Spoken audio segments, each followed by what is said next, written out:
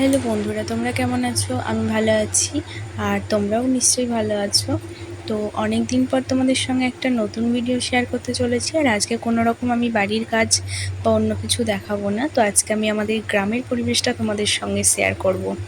তো দেখো, চারপাশে আমাদের গ্রাম্য পরিবেশ যেমন সাধারণত হয়, গাছপালা, তো আমাদের এখানেও সেম দেখতে পাচ্ছ।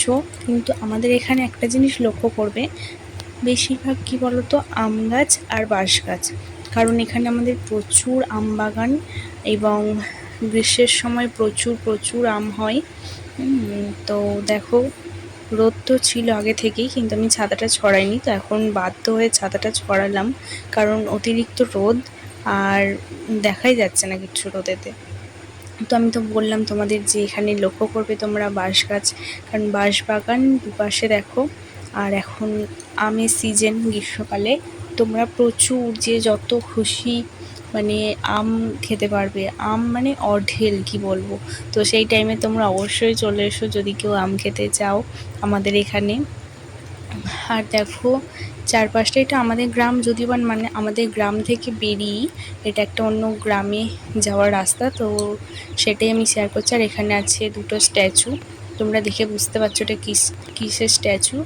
আর দেখো, গ্রাম্য পরিবেশ সাধারণত যেমনটা হয়, চারিদিকে মুরগি, ছাগল, গরু এইসবই তোমরা দেখতে পাবে।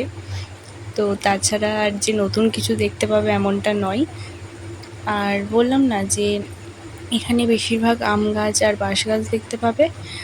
তো মানে পুরোটাই বলতে গেলে বাগান, রাস্তার দু সাইডে শুধু বাগান, আর মাঝখান দিয়ে রাস্তা। আর এই যে এটা হলো আমাদের ষষ্ঠীতলা, আর এখানে একটা পুকুর আছে শান বাঁধানো। তো এটা আমাদের বাড়ির কাছেই। আর এখন যেহেতু পাটের সিজন, তার জন্য এখন শুধু পাট শুকাতে দেখবে তোমরা। তো তোমাদের কার কার এরকম গ্রাম্য পরিবেশ ভালো লাগে, অবশ্যই একটা লাইক কমেন্ট করে জানিও।